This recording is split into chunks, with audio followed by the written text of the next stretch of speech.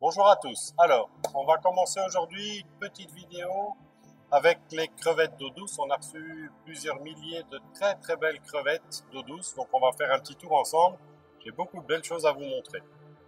On va commencer par tout ce qui est petit. On a un mélange, on a aussi bien de la caridina que de la néocaridina. Donc là, on a par exemple la néocaridina Ultra Gold. Donc elle est vraiment superbement colorée, comme vous pouvez voir. Alors, il n'y a rien d'artificiel, je précise, c'est des colorations qui ont été évidemment sélectionnées et élevées. Donc tout ça sont des crevettes d'élevage et donc une coloration qui est absolument fixe, naturelle et absolument rien de modifié ou d'ajouté pour changer leur couleur. Ici on a donc à nouveau des néocaridina, la variété qu'on appelle la rouge Rilly. Donc une belle variété, rouge et blanche, facile à maintenir et très facile également à reproduire. Elles sont de grande taille, c'est-à-dire à peu près 2 cm, 2 cm et demi. Il s'agit d'une très belle variété. Ici, on est à nouveau sur de la néocaridina, mais orange Rilly cette fois-ci, donc orange et blanche, comme vous pouvez voir. Alors ici, on retrouve la Black Rilly, toujours en néocaridina. Ici, vous retrouvez les Blue Rilly, très jolies, bleu et noir, bien taillées également. Belle variété, toujours à la maintenance et reproduction facile. Ici, on retrouve la Light Blue Velvet. Jolie aussi si vous cherchez de la couleur bleu clair. Ici, on est sur de la Blue Zebra, très jolie aussi. Bleu plus foncé que celle que vous avez pu voir pour les Light Blue Rilly, mais c'est une très très belle variété aussi. Voilà, vous voyez, quand on se rapproche un peu, vous voyez pourquoi on l'appelle la Blue Zebra. Les zébrés noirs, bien bleu, zébré noir, très joli. Alors ici, on a la néocaridina, toujours en Fire Red. Elles sont bien grandes et bien rouges surtout. Et ici, on retrouve la néocaridina Sunkissed Orange, donc une belle variété orange également, toujours dans la même famille, super colorée. Voilà, alors ici on retrouve une variante en fait de Rilly qui a toute la tête rouge et le corps blanc. Alors vous pouvez remarquer, il y en a avec des taches, pas des taches, on va appeler ça des taches où il y a la coloration. Et si vous regardez, on va essayer d'agrandir sur la boule là où vous voyez que ce sont donc des œufs qu'elle a sous les pattes. Je regarde si on la voit bien. Voilà, là on les voit bien. Vous voyez les œufs. Voilà. Pour les gens qui se posent la question de savoir c'est quoi la couleur jaune, ce sont simplement des œufs qu'elles ont sous les pattes. Quand je disais que la reproduction est facile, c'est le cas pratiquement de toutes les néocaridina. Très joli aussi. Alors, maintenant on change donc de famille. Là on se retrouve chez les Caridina cantonensis, c'est-à-dire la variété qui apprécie une eau qui a tendance à être un petit peu plus fraîche que la moyenne, contrairement aux néocaridina qui supportent très bien une eau dure. Donc, ici, vous avez le grand ou la grande classique, je devrais plutôt dire, dans les Caridina cantonensis, il s'agit de la Red Crystal. Donc ça, ce sont des Red Crystal. Si on fait un petit arrêt, ici, vous verrez qu'il y a évidemment différents types de marquages. Vous avez qu'ils ont simplement une bande rouge, 2 bandes rouges, 3 bandes rouges, et ainsi de suite. Il y a énormément de classifications là-dedans. Là, on est ici sur la Caridina cantonensis Red Crystal grade A. Alors, ici on retrouve la Caridina cantonensis Black Crystal, toujours en grade A.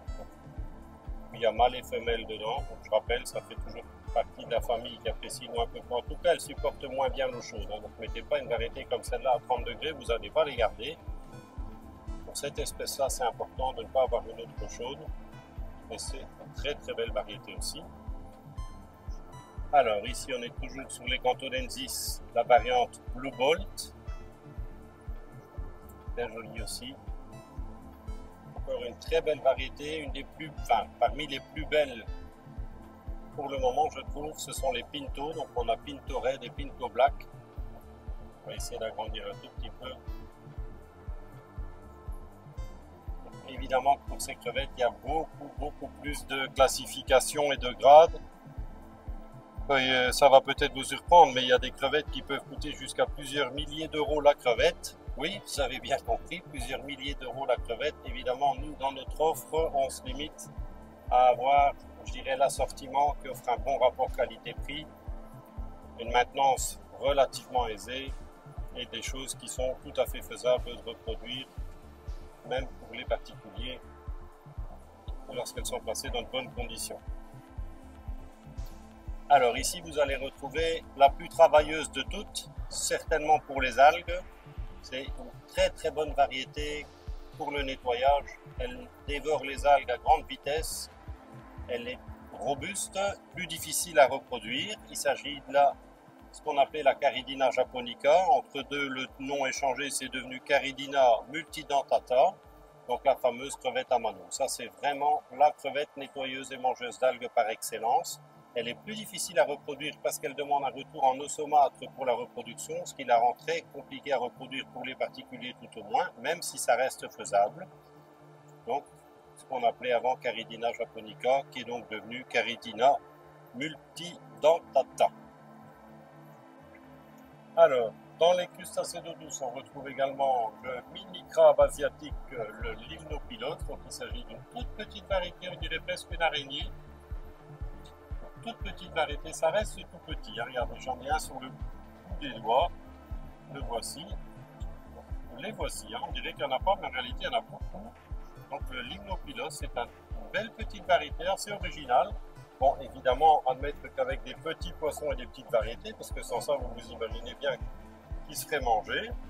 Mais c'est également un bon petit détritivore, donc reste de nourriture, algues, tout ça, il mangera très très bien. Donc, un défaut, c'est qu'ils ne sont pas faciles à filmer. Alors, maintenant, on augmente un tout petit peu en taille, mais on reste sur quelque chose de nain. Il s'agit ici de ce qu'on appelle les écrevisses CPO, donc Cambarellus pascuarensis pour le nom scientifique, donc la petite écrevisse orange naine. C'est une écrevisse que vous pouvez mettre avec des petits poissons, qui est absolument pas méchante, contrairement aux plus grosses écrevisses qu'on va vous montrer après, qui elles, évidemment, doivent être mises avec des poissons déjà de bonne taille. Mais ici, il n'y a aucun danger, même avec des plus petits poissons. Donc vous avez celle-ci. Je vais vous montrer une autre espèce de naine maintenant. Voilà, alors ici, une autre variété d'écrevisse naine, la Cambarellus texanus. Donc ça reste aussi une toute petite variété, maximum 2,5 cm, 3 cm. Reproduction assez facile. Elle est assez jolie. Le dessin, évidemment que c'est moins coloré que les oranges qu'on vient de voir. Mais malgré tout, le dessin et le comportement sont intéressants. Alors, on augmente encore une fois un peu en taille. Ici, on retrouve donc les crevettes qu'on appelle communément les crevettes bambou, donc les Atheopsis moluckensis, originaires d'Asie, généralement Thaïlande, Birmanie, tout ce coin-là. Donc c'est une variété qui est absolument inoffensive, même avec des alevins. Comme vous le voyez, elle a comme des plumes au bout des pattes, si on peut appeler ça comme ça. C'est évidemment pas le terme exact, mais c'est simplement pour vous expliquer. Et elle se nourrit en fait de microparticules qu'elle va trouver dans l'eau. Vous la voyez là en action. C'est une belle variété qui devient assez grande et qui est absolument inoffensive. Alors voilà, là vous avez la même chose, donc la crevette filtreuse. Celle-ci, il s'agit de la cousine africaine, c'est-à-dire l'Atia gabonensis, qui est une variété bleue, qui devient surtout beaucoup plus grande que la variété asiatique. À adulte, ici, on est sur une taille qui peut aller jusqu'à une quinzaine de centimètres, très jolie et tout aussi inoffensive.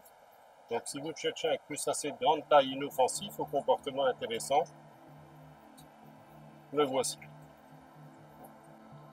Voilà, et donc pour terminer, on change encore de format. Ici, on retrouve les Cherax, donc la variété originaire de Papouasie. Alors quand je dis la variété, il y en a maintenant évidemment beaucoup de variétés de cette origine. On essaie d'avoir une offre la plus régulière possible. Donc pour vérifier les disponibilités, le mieux c'est simplement de regarder sur le site ou bien d'envoyer un petit message si vous cherchez une espèce en particulier. Voilà.